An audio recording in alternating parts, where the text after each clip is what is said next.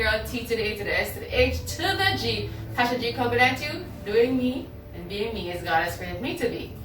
Today, guys, remember I promised that I was going to do a series on mental health, especially in Jamaica. It is here. Today is the day. So with me is Mrs. Chevenise Rolling Sue.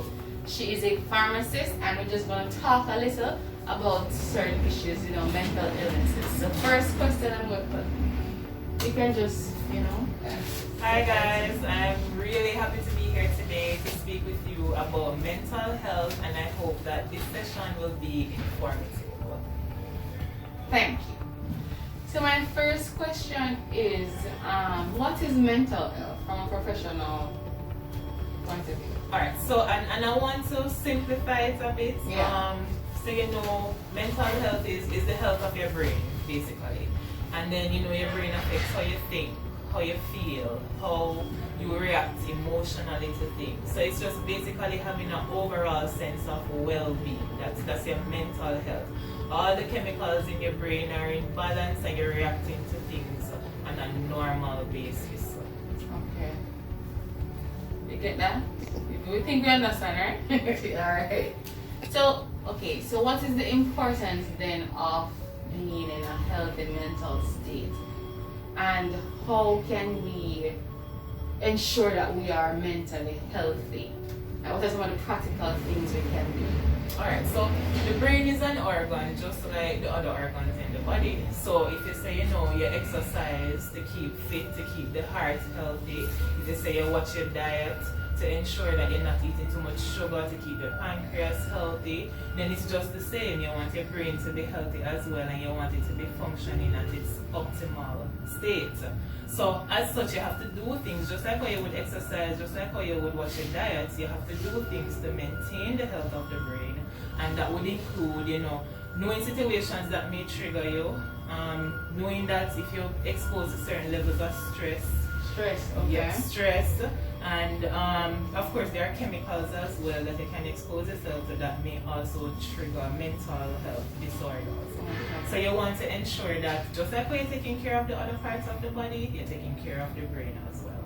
Wow. And I think that is something, especially in Jamaica, that a lot of people, I don't think, put as much importance on our mental health. I mean, yeah, we do know that exercise helps to keep us mentally healthy, but other things we don't necessarily focus on those things, and hence this is one of the reasons why I'm doing this, we're touching this topic.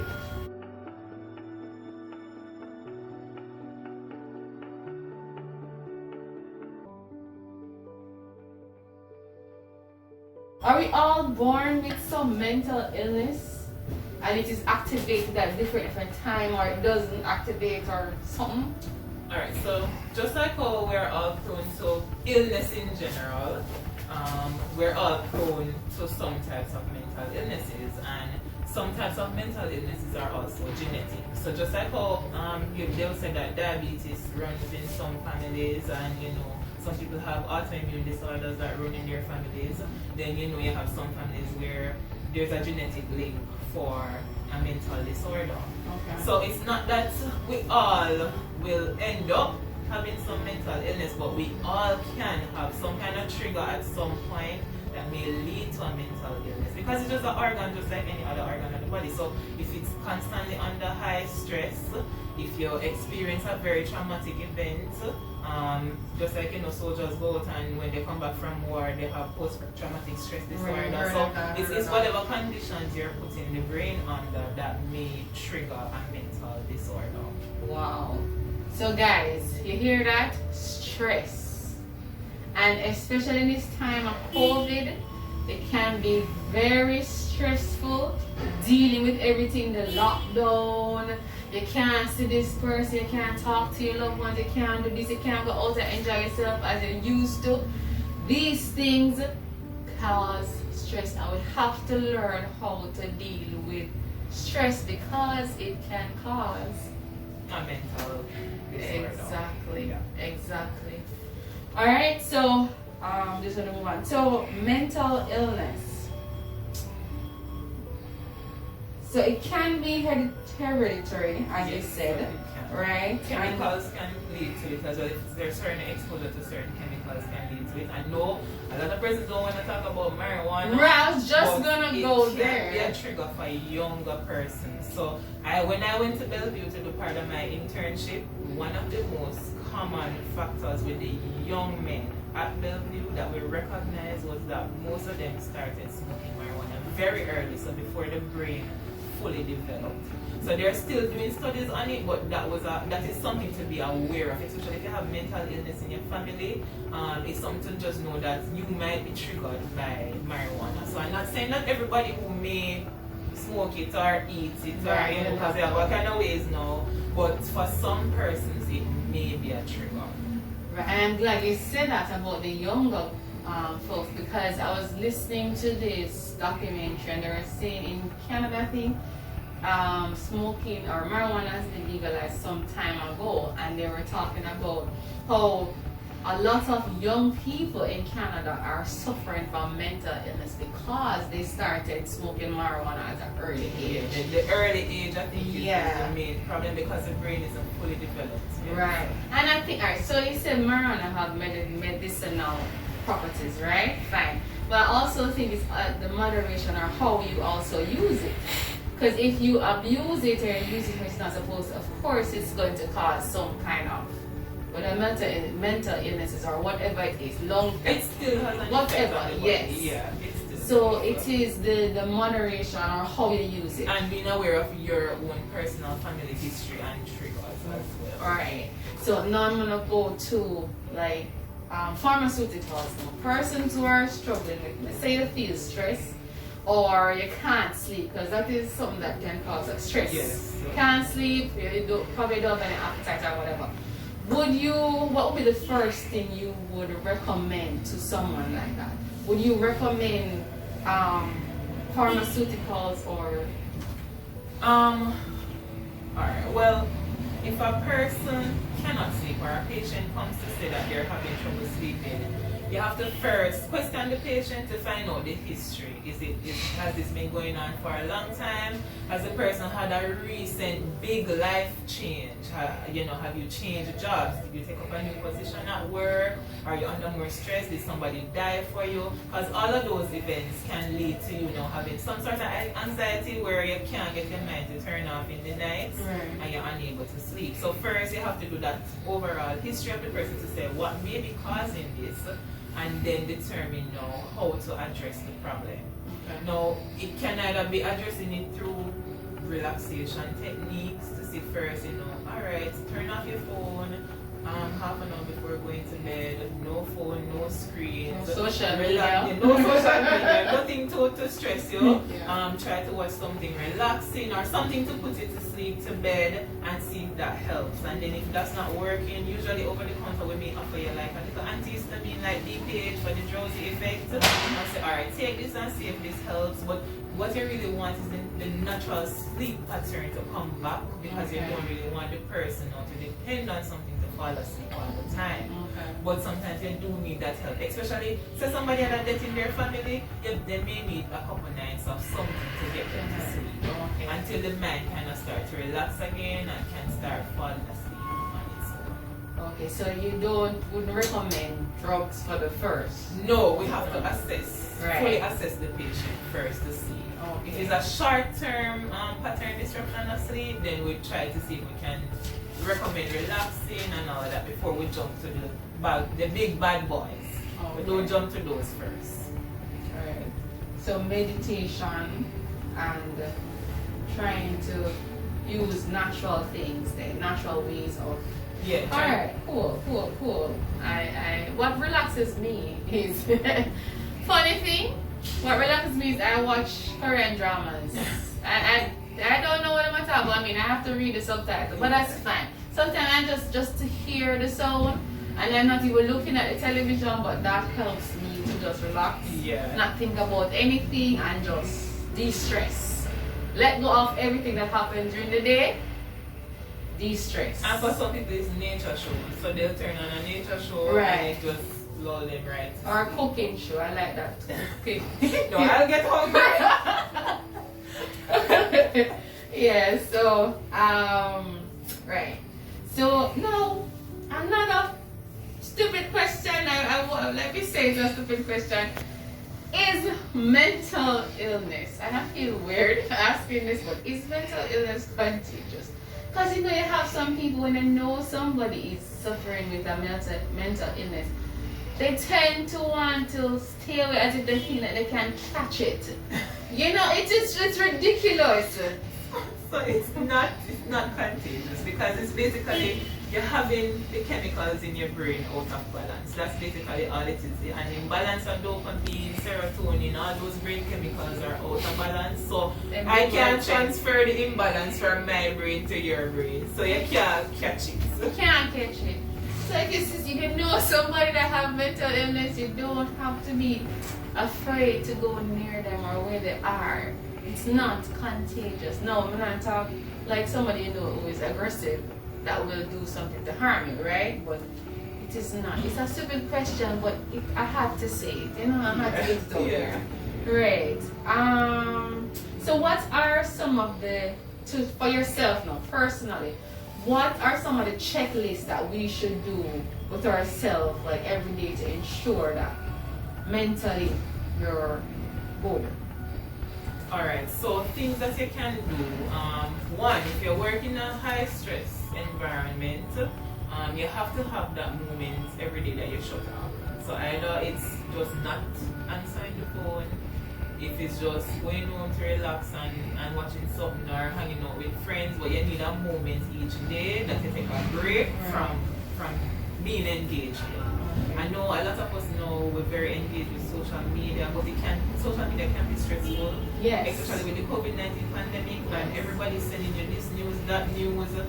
You have to take a break from that, because what they find now with the pandemic is that a lot of persons are actually experiencing anxiety, which is one of the mental disorders. Right. And anxiety is basically when you realize that you just start worrying to the point where you start having physical symptoms. So you're feeling chest pains, you're feeling dryness in your mouth, you're feeling like you can't breathe, and that's just basically from being in a constant state of worry. Hold on. So you're saying that anxiety is also considered, or can be considered, a mental illness? It is, and you have different types of anxiety disorder also. Wow. So everybody will experience some level of anxiety in your life. That's normal. Yeah. But then you have persons now who are always anxious and they need medication to have them be at our normal state. Okay. Yeah. Wow, anxiety. Did you know that anxiety is also could be considered as a mental illness? I think, especially in Jamaica, you probably have said, no man, that person just needs to relax and chill. Yes. Yeah. Nothing wrong with her or him. Him alright, him just a go on, a put on. What kind of mental illness? Yeah. You have like maybe some parents, their children probably going through something like that, and they just take it for. Yeah, unfortunately, mental illness on a whole continues to be one of the illnesses that is not accepted because you can't see it. You can't, it's not like another illness where you can say, alright, this person have that because you're seeing it. You can see a wound, you can see other things, but you can't see the mental illness, it's just behavior. Okay. Persons don't really see it as just a regular disease, especially in Jamaica. We still have a little way to go in terms of informing persons and having more acceptance of mental illnesses. Yeah. So another way as well that you can kind of, check in with yourself if you have been through like a traumatic situation, death of a family member, it's best to try and talk to someone. Whether it be a professional, whether it be a friend, but it's best to express the emotions, verbalize what you're feeling, and find some healthy outlets for the emotions, because you don't want it to be sitting there and you mulling over and to the point where you have to develop again some kind of mental illness. Right. And I know professional, right? But I think we should also surround ourselves with positive people, because when you are already feeling down and anxious, when you're around persons who are just always negative, that will help to, it's literally like you're throwing oil on the fire. Yeah. Causing it to, explode and it's not healthy. So yeah, thank you for that. What are some of the myths that you've heard in Jamaica re mental illness? Alright, so growing up in a very religious and Protestant Christian family, Pentecostal, one of the myths would be that if somebody have a mental illness is a demon. It's a demon take over the person. Because you know, mental illness includes personality disorders. Right. So you know, if you encounter somebody with a personality disorder, no, it is a demon take over the person's body and acting out as another personality. Okay. So for me growing up, that was one of the things with mental illness. It was thought that it's some outside supernatural force that was causing the person to be mentally ill. Or they know the other side of the coin is that it's something you can shape yourself out of. So if you're depressed, depressed man, just get up and do what you need to do. It's something you can just shake off. Yeah. You're not strong enough, man. When you're depressed, you're not a weak person. You're not depressed. Abandon that or rebuke that in the name of Jesus. That's the attitude that we would grow up with in terms of how mental illness was viewed. So if they wouldn't take it seriously, basically, you're saying, they wouldn't even ask professional help, like from a medical doctor or anything. So it's just pray or come on, you can do it, or just sad or whatever it may be. Okay, so wow. And actually it can be something that they need medical help with. Yeah, man. Medication. Like if your blood pressure high, you're going to the doctor to get something to bring down your blood pressure. So the chemicals in your brain need some balancing. You're going to get a medication to balance it out. Because I've had a lot of patients on drugs for mental illnesses, and you would never be able to tell unless they say to you. And I'm talking people in high positions in society as well, that you would say they wouldn't be able to function so effectively. And once they're managed on their medication, they're quite fine, just like any other illness. Okay. Now, is there an age group for persons who can struggle with mental illness? I think anybody can struggle with mental illness. Usually though, as you're hitting like your adolescence going up into adulthood, I think it's more likely to show up during that time. Okay. And that's just because of how the brain develops and then because of how we usually diagnose mental illness. So there is not an age range. Because you have children born with Down syndrome or... Well, that's not a mental illness. That's not mental illness, that's just... No, that's because Down syndrome is basically a defect in the chromosomes. See, I thought that was a mental illness. Okay. So Down syndrome is not a mental illness. Can you just name some of the mental illnesses for us? Alright, so you're looking at depression, anxiety... Depression, guys. Schizophrenia, bipolar disorder, you have other personality disorders, post-traumatic stress disorder. None is coming to my mind. But yeah, because then you can break down depression into different types. You can break down anxiety into different types. So, Alright. Well, thank you so much. I have so much more. We're going to stop here for today. We're going to have a testimonial of someone that struggled with anxiety. And I'm also trying to get another testimonial of someone that is struggling with bipolar. So let's see what happens in our next video. Don't forget to like, comment, subscribe, share. So I just want to thank you, Mrs. Chevenise Rollinsu, for this very informative discussion. You really have, I've learned something. I've learned more than one thing. And I think a lot of persons that will be watching this video have and will learn other things. Is there anything that you want to just end with? Or? Well, if your viewers have any questions, they can ask them in the comments and I can see if I can help to answer them. And I just want persons to know that mental illness is just like any other illness.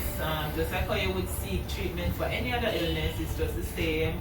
And you know, it's not something to be stigmatized or feared. It's something that can be managed, and persons can go on to live a normal, healthy life. Thank you again. All right, we're gone. Take care. Bye.